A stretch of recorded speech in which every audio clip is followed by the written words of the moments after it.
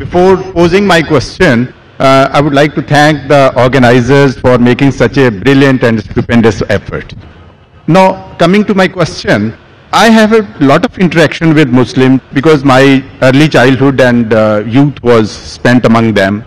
But one question has always been not really understood by me, the definition of Allah. Because to my mind and the way it has been given to me by my Muslim friends and acquaintances, that their definition of Allah basically is negation of other faiths and also non-acceptance of their definition of God as such. Your scholarship is very profound. I would like to be benefited by it. The brother asked a very good question, very important question, that he wants to know one thing which has been always in his mind. What is the definition of Allah in Islam?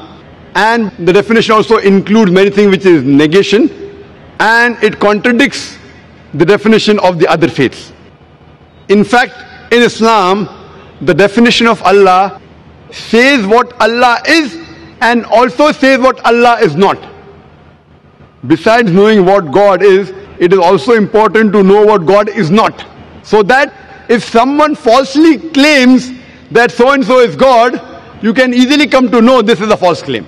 As far as the reply to what is the definition of Allah, the best reply that any Muslim can give you is from the Quran, from Surah Ikhlas, chapter number 112, verse number 1 to 4, which says, Kul huwallahu ahad. Say He is Allah one and only. Allahu samad. Allah the absolute and eternal. Lam yalid walam yulad. He begets not, nor is he begotten. Walam yakul lahu kufuwan ahad. There is nothing like him. This is a 4-line definition of Allah subhanahu wa ta'ala, of Almighty God, given in the glorious Quran. This is the touchstone of theology. It is the litmus test to identify any person says so-and-so candidate is God. If that candidate fits in this 4-line definition, we Muslims have got no objection in accepting that candidate to be God. The first is, Qul huwallahu ahad. Say it's Allah one and only. Allahu samad. Allah the absolute and eternal. Lam yalid walam yulad. He begets not, nor is he begotten. Walam yakul lahu kufuwan ahad. There is nothing like him. For example, I'll give you an example. There are some human beings who say that Bhagwan Rajneesh is God. During question and answer time, there was a Hindu brother who told me that we Hindus don't consider him to be God. I never said that the Hindus call Bhagwan Rajneesh to be God. There are many human beings who claim Bhagwan Rajneesh is God. Now I will give you a sample. Why do we use this negative also? Like say is Allah one and only is positive. Allahu samad, Allah the absolute eternal. Lam yalid walam yulad. He begets not, nor is he begotten. Why do we use this? Now we'll put this Bhagwan Rajneesh to test. The first test is, Qul huwallahu ahad. Says Allah one only. Was Bhagwan Rajneesh one and only?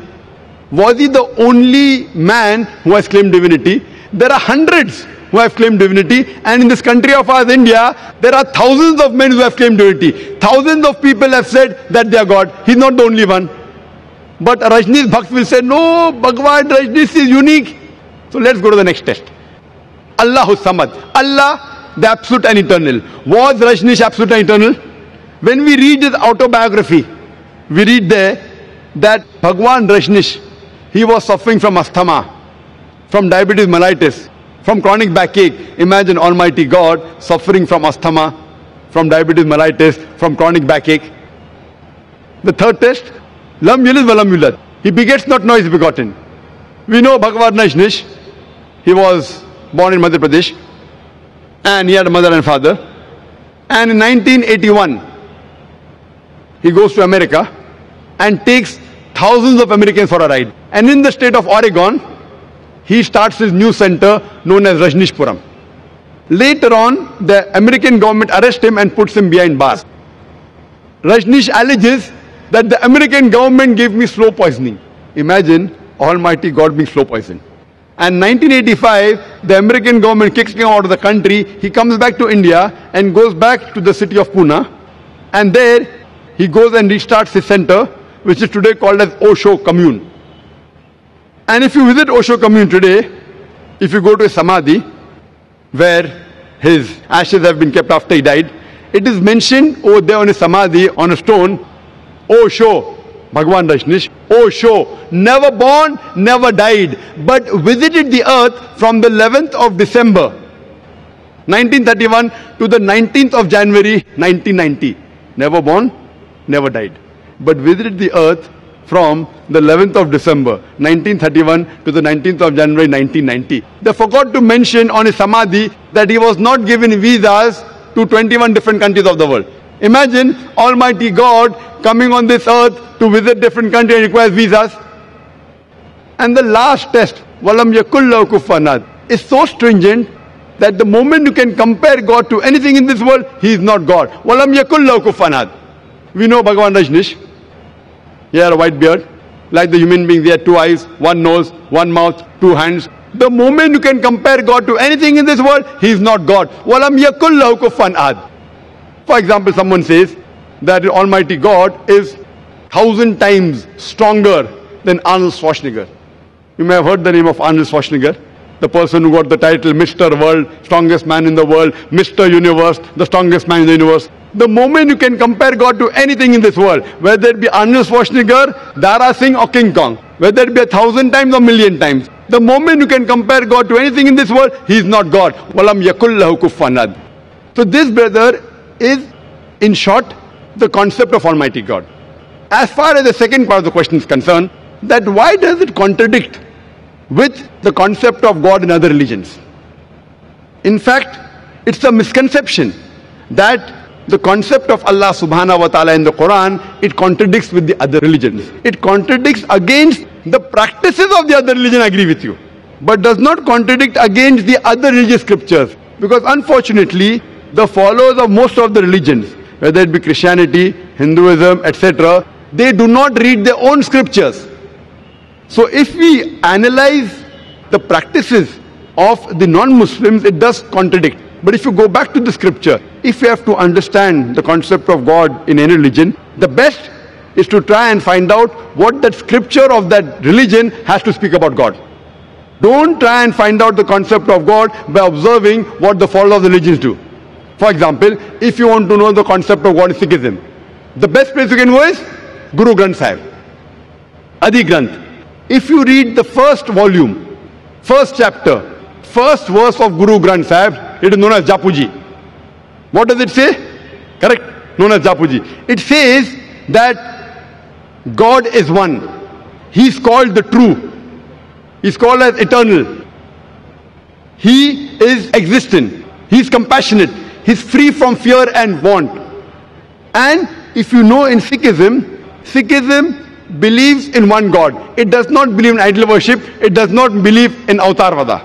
And in the manifest form, he is called as Ek Omkara. And unmanifest form, he is called as Omkara. And if you read the scriptures of Sikhism, there are various attributes given to Almighty God. If you read the 6 scriptures, Almighty God, he is called as Sattanama. He is called as holy name. He is called as Kartar, the creator. He is called as Rahim, merciful. He is called as Kareem, beneficent. He is also called as Vahe Guru, the one true God. So if you go back to the scripture, the concept of God in Sikhism and Islam is the same. Similarly, if you go to Hinduism, in Hinduism also, if you go back to the Hindu scriptures, it's clearly mentioned in the Upanishad, Chandogya Upanishad, chapter number 6, section number 2, verse number 1, Ekam Evidityam, God is only one without a second. It's mentioned in the Svetasita Upanishad, chapter number 6, verse number 9, Nachasya Kasij, Janita Nachadipa. Of that God, there are no parents. He has got no superior. He has got no Lord. It's mentioned in Svetasita Upanishad, chapter number 4, verse number 19, as well as Yajurved, chapter number 32, verse number 3, Na Chasya Pratima Asti. Of that God, there is no Pratima. Pratima in Sanskrit means, it means an image, a photograph, a painting, a picture, a portrait, an idol, a statue, a sculpture. So it says, Na Tasya Pratima Asti. Of that God, there is no image, there is no painting, there is no portrait, there is no photograph, no sculpture, no idol, no statue. But unfortunately, yet you find that Hindus are doing idol worship. Who's to blame? I am quoting the Vedas. Vedas is the highest authority amongst all the Hindu scriptures. But yet you find that Hindus do idol worship. Why? Because the scholars of Hinduism, they tell that, see, Brother Zakir, you know, at the lower level, people don't understand, so for concentration we require the idol. When we reach a higher level of consciousness, then idol is not required. So I tell this Hindu Pandit, we Muslims have already reached the higher level of consciousness. It is the basis of Hinduism, basis of Vedas. But there are some sects in Hinduism, like Arya Samaj, which completely denounce idol worship. So similarly, if you go to Christianity, if you read the Christian scriptures against idol worship. Yet you find that the Catholics, they make an image of God and they say Jesus Christ, peace be upon Almighty God. So what we realize, that if you go to the Christian scriptures, the Christianity and Islam, the teachings of Jesus Christ, peace be upon him, it is similar. But most of the Christians, what they claim, that Jesus Christ, peace be upon him, he claimed divinity. In fact, if you read the Bible, there is not a single unequivocal statement in the complete Bible where Jesus Christ, peace be upon him, himself says that I am God, or where he says worship me. If any Christian can point out any unequivocal, any unambiguous statement in the Bible where Jesus Christ, peace be upon him, himself says that I am God, or where he says worship me, I am ready to accept Christianity today. In fact, if you read the Bible, it's clearly mentioned. It's mentioned in Gospel of John, chapter number 14, verse number 28. Jesus Christ, peace be upon him, said, my Father is greater than I. Gospel of John, chapter number 10, verse number 29. My Father is greater than all. Gospel of Matthew, chapter number 12, verse number 28. I cast out devils with the Spirit of God. Gospel of Luke, chapter number 11, verse number 20. I with the finger of God cast out devils. Gospel of John, chapter number 5, verse number 30. I can of my own self do nothing. As I hear, I judge, and my judgment is just. For I seek not my will, but the will of my Father. Anyone who says I seek not my will, the will of Almighty God, is a Muslim. So Jesus Christ, peace be upon him, he was a Muslim. He never claimed divinity. And it's clearly mentioned in the book of Acts, chapter number 2, verse number 22. Ye men of Israel, listen to this. Jesus of Nazareth, a man approved of God amongst you by wonders and miracles and signs which God did by him, and you were witness to it. A man approved of God amongst you by wonders and miracles and signs which God did by him, and you were witness to it. So if you read the Bible, even in Judaism and Christianity, they believe in one God who has got no images. It's clearly mentioned in the book of Deuteronomy, chapter number 5, verse number 7 to 9.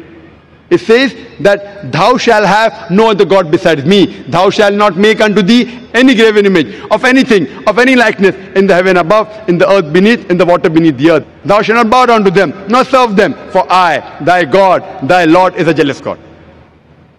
For more details, you can listen to the talk of my son.